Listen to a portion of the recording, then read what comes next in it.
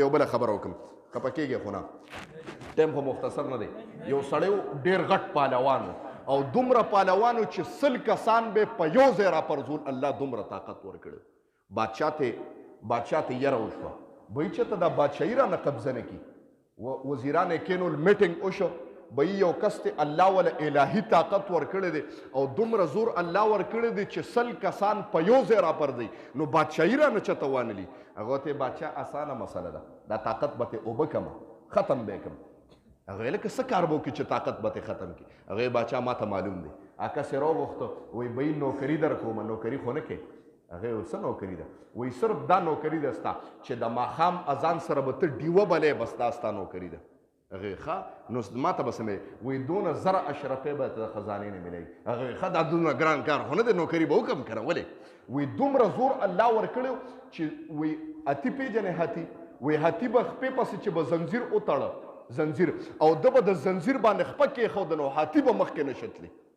دومره زور الله ورکړی یو سرمن به کېښوده او په سرمن به دې ودرېده وایي خلکو به سرمن پوټې پوټې کړه لیکن دی به یې نه خوځو د ځای نه الله دومره طاقت ورکړی دوی دا خو اسانه مسله ده ډیوه به بلوم ما ته پیسې میلاویږي زه څه کومه اسانه مسله وایي څه ټایم وایي چې څنګه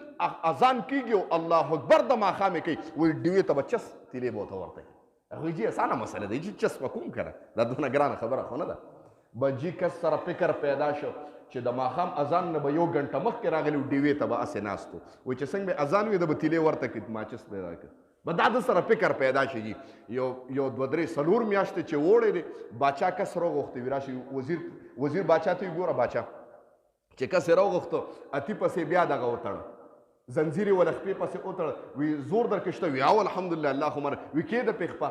چې د اتي په دغه باندې خپه کېښوده هغه اتي یې کچې که وایي چې څنګه کچې که ځان پسې لکه د چیلې بچي داسې راخ کړو هغه لکه داسې کمال دی او که زور دې څنګه ختم شو هغه یې باچا زور به ترې نه ختمېږي د ده زړه ته ما یو فکر او غم ور واچو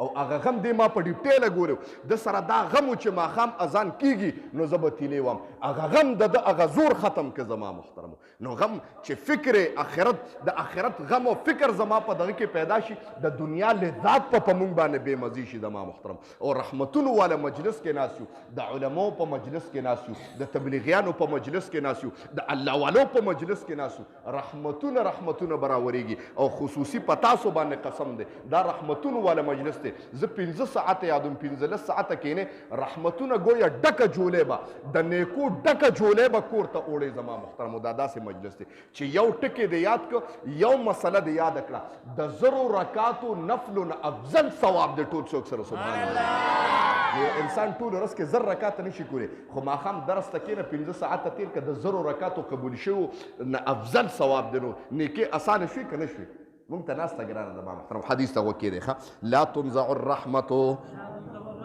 نه ختمیږي رحمت الا من شقي مگر بدبخت سړي نه یا رسول سلام علیکا یا حبیب سلام علیکا سلام